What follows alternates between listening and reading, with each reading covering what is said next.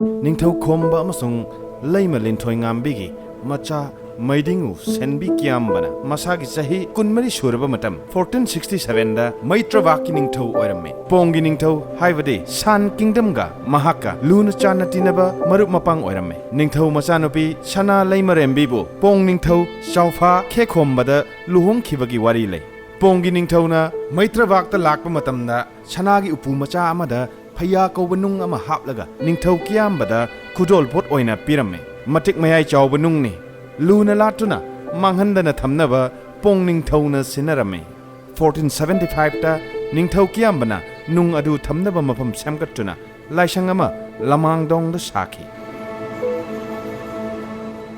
ikui kuidana kasar lamlomdagi lakpa brahmin namana phayabu hindu gi lai Vishnu ni haina khanki brahmin adugi pautak matung inna laibak amadi ningthau gi yaifanaba nung aduda sangi sangomga chenga thonglaga kher hauduna katki madudagi brahmin adubu phaya senanaba oina thamki brahmin adugi matung inba singbo Vishnu priya aduga mafam asibuna Vishnupur haina kaunakhi amasung maming thonki asida natana ningthau Kiyambana 1485 ta Chahi paba haibadi chaithabagi mawong amasu haudoklamme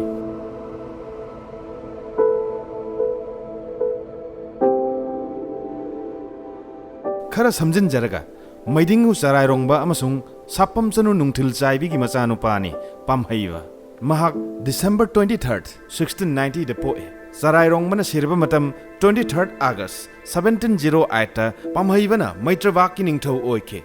Mahaki loinavi Nipal lei amasung machanupa amasung nupi yamna lei haina wari lei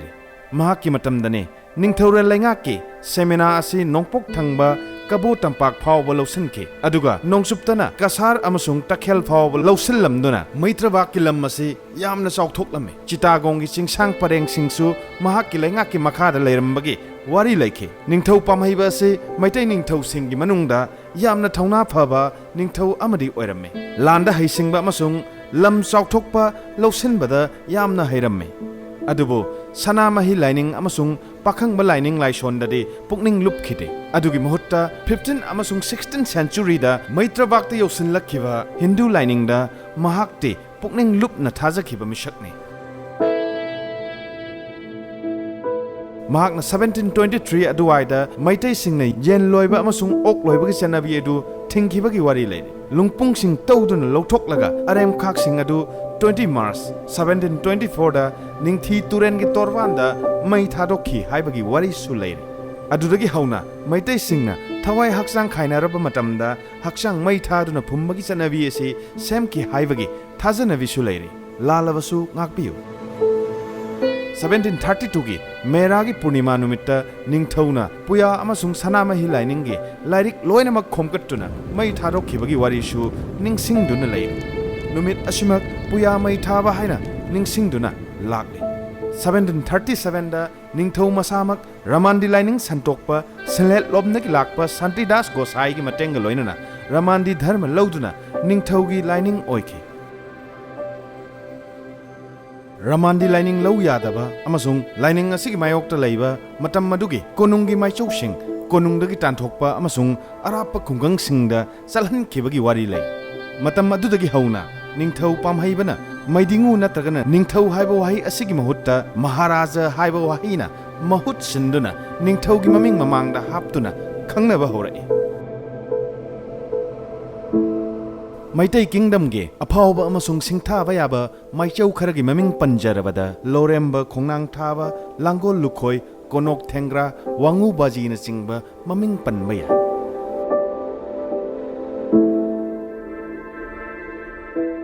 Samjin jaraga pamhaiba ningthaugi khwaidagi macha ahal asi samjai khurai lakpane amasung chitchai su pamhaibagi macha nupani chitchaina mapa ibungo pamhaibabu awagi mafam amada hatlaba matung ningthau oikhi adubu mahakki machin manau borot chaina amuk chitchai bu tanthokhe chitchaina takhel la chattuna changjafam lokhe matam madugi takhel hariba simak hojikna Tripura haina khangnariba mafam asimakne chitchaina kaina thangda amuk Chittagong yosinki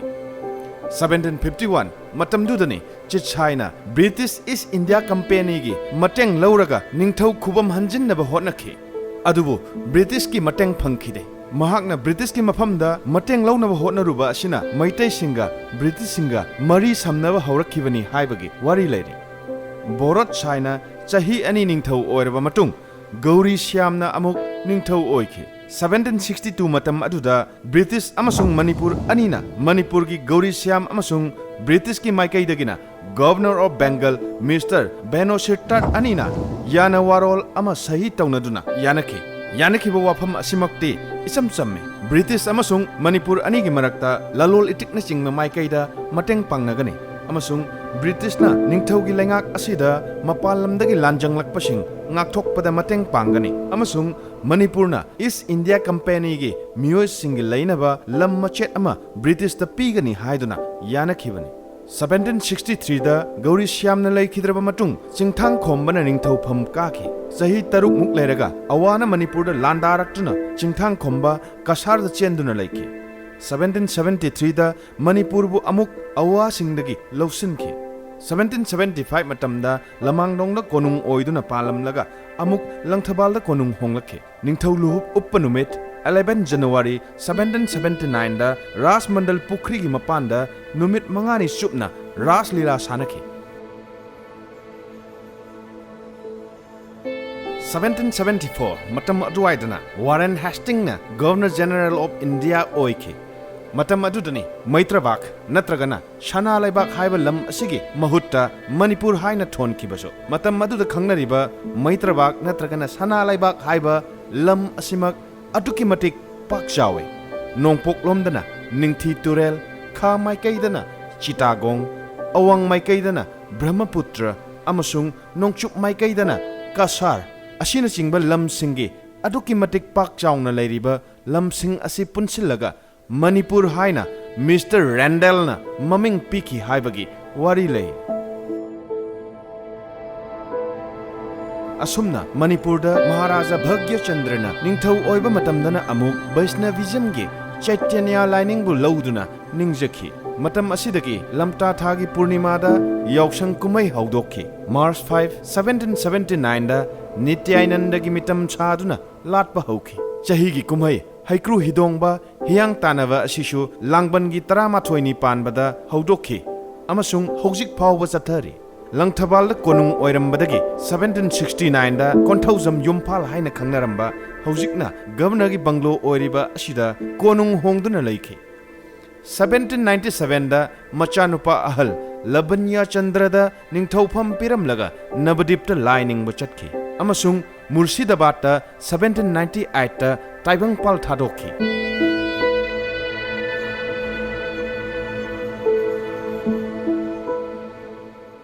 खरा समझिंजरगा मठंगदा मणिपुरदा 1819दा अवाना मणिपुरदा लांदा सलक्तुन लौसिनलगा चही 8 खुंटाकपन चिंगब थोकले अदुगी मतुंगदा 1891दा Anglo Manipur लान हाइबदे British अमसुंग Manipur अनिगी मरक्ता शोकनबा अहानबा लाल अदुमक्तदा Manipur माइथीरे लानफम मदुदा अकनबा major पौना ब्रजबासी सिंगलेन सना खुंबोंग major लोइतोंग जमादार कैसा जमादार हैरांग खोंगजा कांगजम तोना Singh Sagol same कैफाबन चिंगबा Manipur की अकनब लानमी अमसुंग लानमी की मकोक थोंगबा सिंह थवाई थाखरे लान असिमक्तदा Manipur the लैरिबा मियोइसिंग हाइबदे चिंगद लैबा चिंगमिसिंग तमद लैरिबा तमिसिंगना अमत्त ओइना पुन्ना लांथेंगनखि हाइबगे वारी लैरे Anglo Manipur लाल थोक्त्रिङै ममांग 1891 की 24 मार्च की कोनुंगी लाल अदुदा मणिपुर की तांखुल अनिसु मथवाई थाकी हाइबगी वारी लैखे मयांग खांगदासु ब्रिटिश ऑफिशियल सिंह मिस्टर मेलविल अमसुंग एम.ओ. ब्रेनबो अटैक तौखिबसिदा सिराई नगा की लिचिंग मखादा नगा इचिलनाउ सिंगना चावरबा मटेंग पांखि हाइबगी रिपोर्ट सिंग लैरे सिलचरदगी चंगलखिबा ब्रिटिश सिंह थिंगनबा कुकी इचिलनाउ सिंगना इरंग तुरेल की थोंग थदतखि हाइबगी वारी सिंह रिपोर्ट सिंग लैरे ब्रिटिश सिंगना 1891 की अप्रैल 28 कोनुंग कंगलादा यौसिलक्तुना ऑफिशियल ओइना ब्रिटिश की फिराल युंखत्तुना 1891 की Anglo Manipur Lal British Indiana Manipur लौसिंदुना my पाकले हाइबदु उतखि Manipur माइथीरबदा Maharaja Churachand amasung mahakki machin manau amasung Manipuri kaya ama chasatta changjafam lauduna matam khara lotuna lei haibagi wari lei. Matam adugi chief political officer na 27 April 1891 da Onkhiba report ta Yuvraj Senapati amasung machin manau na konung thadokuna tangkhul singna taba chingda chatkhre lotkhre haina report tauki.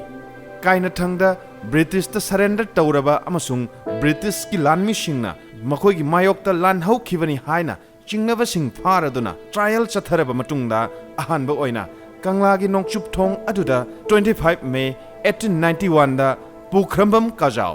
phingangbu thauri yanduna hatki aduga asiba masa adu numit kayani amasu yanduna thamki haibagi report leiri thauri yanduna matam kaya thamkiba adumak Manipur ki prajada utlibagi maram mase British ki mayok ta lan hobagi achouba dandini haibadumak matungda khangnaba amadi kinabagi damaktane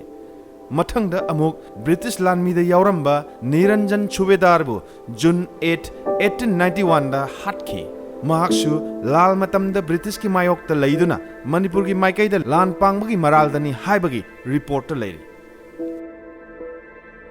aduga August 13 1891 dana Senapati Koireng Sana Bir Tikendrajit haina su khangnaba mioi asiga Thangal General ga punna Faidabungda Manipur ki praja sing mioi sing lising manga muktin hanlaga makhoi ki mamang maktada British ki mayok ta lan hawi amasung British officer sing hatpada Chennai amasung thawinsin shille mahak ki lanmi sing themjinde haibagi maralda Faidabungda thauri yanduna hatki British ki Telegraph Superintendent Mr. Melvin Bu March 25 1891 da mayang khang da hatpagi maralda akonbu oina 13 October 1891 da Chirai Nagabu British ki jail da thauri yanduna hatki aduga matam adugi ningthau oiramba Maharaja Churachand amasung mahak ka loinaba mioi kunithoi maming oina ningthau macha angau sana singh wangkhairakpa Lokendrajit Birjit Singh Luang ningthau Shamu Singh Ayang Purel Major Chongtham Nilamani Singh, Major Chongtham Mia Singh, Abungjau Singh, Uru Singh Ursava, Machahal Chaubi Haidar, Ghana Singh Khongdra, Khamba Singh Laisramba, Dojo Singh Mayengba, Noni Singh Nepra, Trilok Singh Nongtholva, Dono Singh Sagol Senba, Jamadar Gun Singh Indu Zamba, Jamadar Ningthau Singh Chingshubam, Jamadar Thauba Singh Panjau, Jamadar Tenjau Singh Mangsataba, Subedar Chaubatol Singh Haikru Zamba, Gaukami Naga Amasung, Gahau Naga, Ningthau Taraga Makhoi Kulhum Doibo, Andaman Nicobar Tan Puduna, Cellular Jelda, British ki mayok ta lan hobagi maralda, Fadok Tadana Thamjinki, Cellular Gel Lariba Ching Adumak, Mount Harriet Hiram Badagi, Haujikti, Mount Manipur Onthokiduna, Maming Kangnare. 1891 ki September da, Political Agent Henry St. Patrick Maxwell na, Maharaja Narasingha ki machanupa masagi chahi nipal tangairiba Churachandbu Manipur ki ningthau oina haple Anglo Manipur lal asi international community da yamna ngangna khiba yena khiba amadi mot phongdok na khiba lal ama oiki achouba British Rajana Manipur ki kingdom macha asida lan tausinduna Manipur ki mioi kaya ama hatpa Manipur ki mioi phadok kaya ama tabani singba asigi mayokta tongan ba mot phongdok na rakhi Tha amamuki changda achouba laibak sing haibadi Great Britain, US, the Crown Colonies of Australia, New Zealand amasung Singapore na singba laibak singi maming laiba newspaper singda tha amamuk headline oina yauki masine British singna tapna Manipur bu mikha polhan khiba Lousinkhiba gi mawng asima pumnamakpu thagatchari